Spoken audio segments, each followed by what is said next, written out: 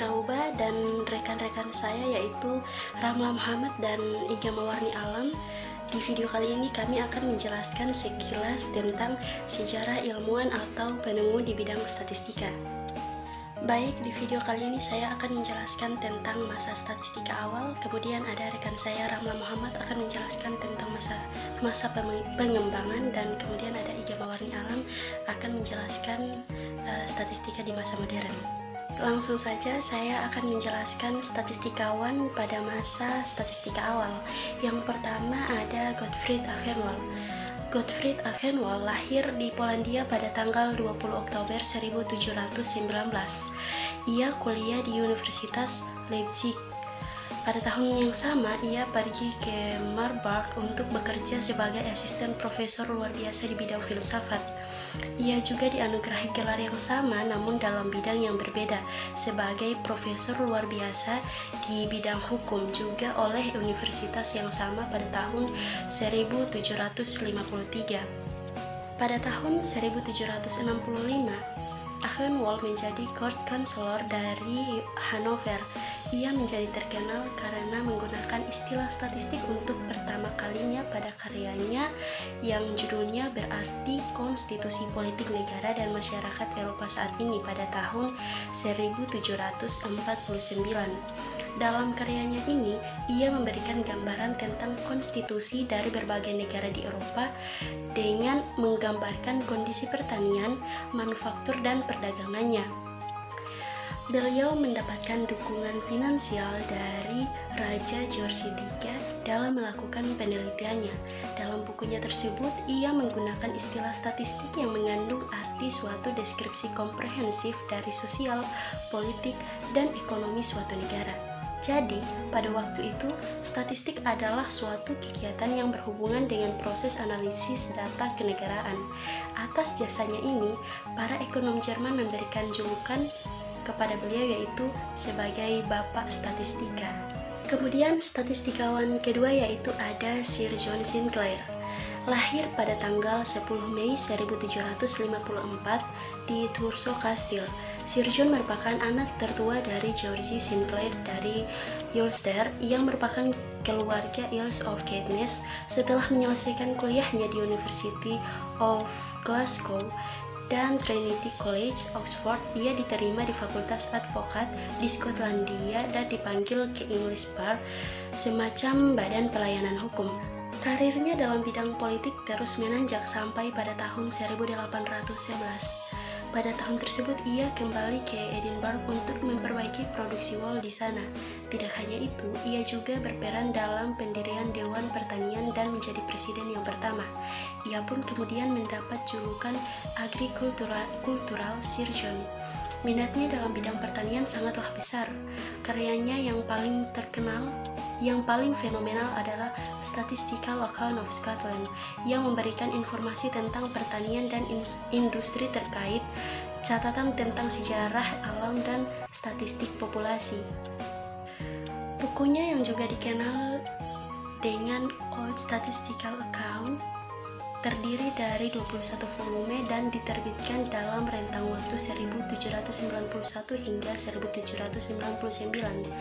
Dalam bukunya tersebut ia memperkenalkan istilah baru yakni statistik yang ia dengar ketika berkunjung ke Jerman. Sir John Sinclair mengadopsi kata statistik yang ia ketahui ketika melakukan perjalanan ke Jerman, namun terdapat perbedaan antara keduanya. Di Jerman, istilah itu merujuk pada suatu metode yang digunakan dalam hal politik dan kenegaraan, seperti misalnya untuk mengukur kekuatan politik dan menganalisis data-data kenegaraan. Sir John Sinclair menggunakan istilah statistik ini sebagai suatu metode untuk mengumpulkan data atau fakta di lapangan yang bersifat numerik. Kemudian pada tahun 1834, Statistical Society of London dibentuk. Ketika itu ia adalah anggota tertua, yakni berusia 80 tahun. Kemudian ada Abraham de Moivre pada tahun 1667 hingga 1754. Beliau ini mengembangkan teori galat atau kekeliruan atau theory of error. Kemudian ada Yang keempat, Thomas Simpson. Simpson pada tahun 1757 menyimpulkan bahwa terdapat suatu distribusi yang berlanjut dari suatu variabel dalam suatu frekuensi banyak. Yang kelima ada Pierre Simon de Laplace pada tahun 1749 hingga tahun 1827. Beliau mengembangkan konsep de Moivre dan Simpson lebih lanjut dan menemukan distribusi normal. Kemudian ada Francis Galton pada tahun 1822 hingga tahun 1911 menemukan distribusi lain yang bukan berupa kurva normal. Galton mempunyai produktivitas intelektual tinggi dan menghasilkan lebih dari 340 makalah dan buku sepanjang hidupnya. Ia juga menciptakan konsep statistik korelasi dan regresi. Dia adalah orang pertama untuk menerapkan metode statistik untuk mempelajari perbedaan manusia dalam hal warisan kecerdasan dan memperkenalkan penggunaan kuesioner dan survei untuk mengumpulkan data tentang masyarakat yang dibutuhkan untuk genealogikal dan biografi serta untuk studi antropometriknya. Bukunya Genius Herediter pada tahun 1869 adalah upaya jenius ilmiah pertama tentang sains sosial yang mempelajari kejeniusan dan kemegahan. Sebagai penyidik dari pikiran manusia, ia mendirikan psikometri atau ilmu tentang mengukur kemampuan mental dan psikologi diferensial. Dia menemukan metode untuk mengklasifikasikan sidik jari yang terbukti berguna untuk ilmu forensik.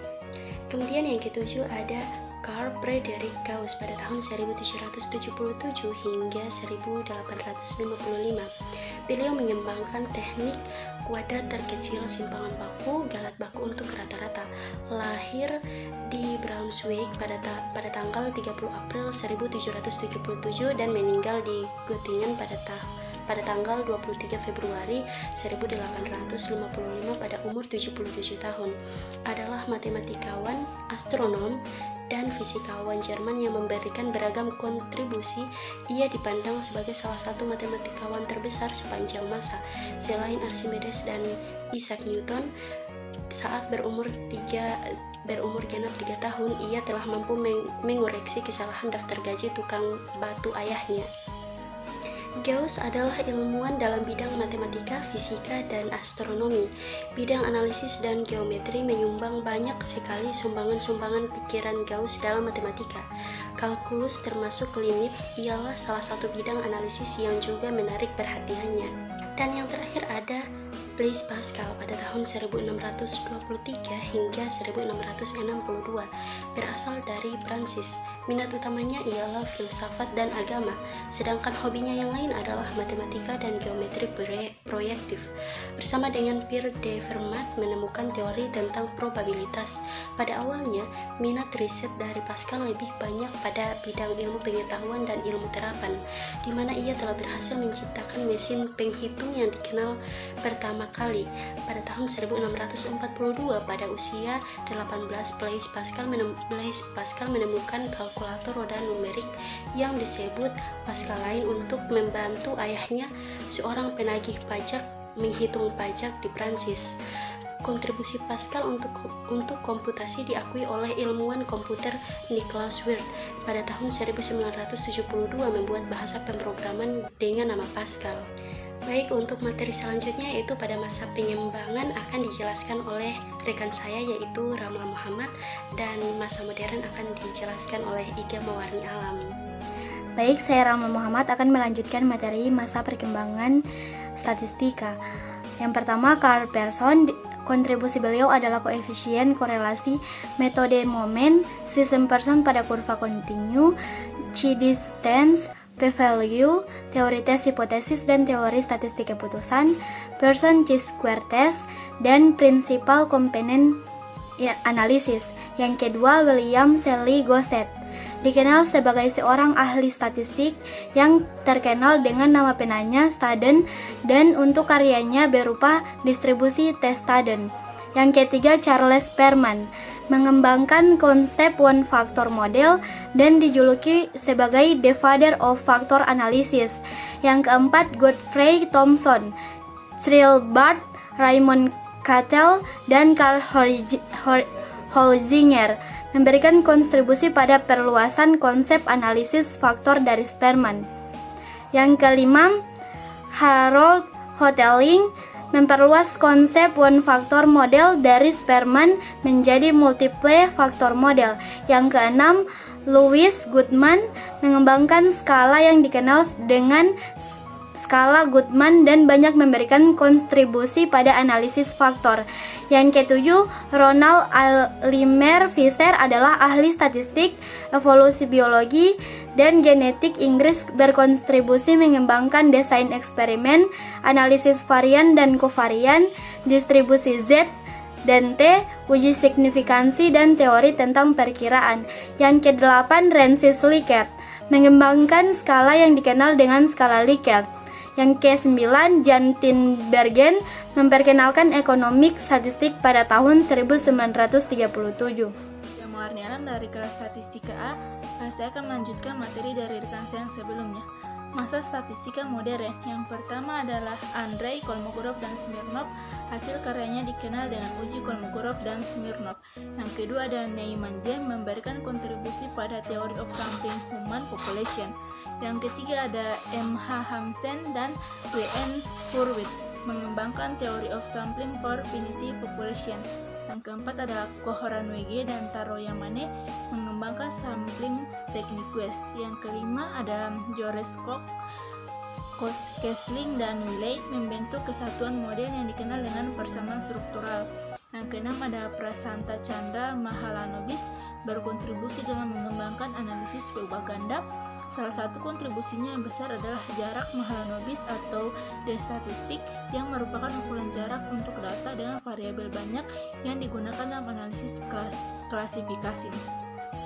Yang ketujuh ada Ragnar Frisch, perkembangan statistika di bidang ekonomi yang dikenal dengan istilah ekonometrika, dipelopori oleh Ragnar Frisch.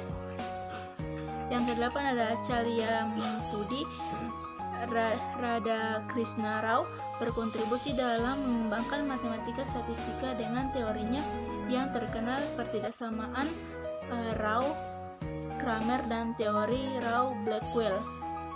Yang kesembilan ada Genichi Taguchi. Metode Taguchi yang ditemukan Dr. Genichi dari Jepang disebut juga offline quality control.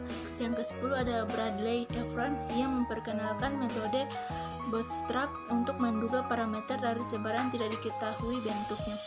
Baik, itu saja saya serahkan ke pemateri yang pertama. Baiklah, itulah materi tentang sejarah statistikawan dari kelompok kami. Kami mohon maaf apabila ada kesalahan kata. Wabillahi taufiq wal hidayah. Wassalamualaikum warahmatullahi wabarakatuh.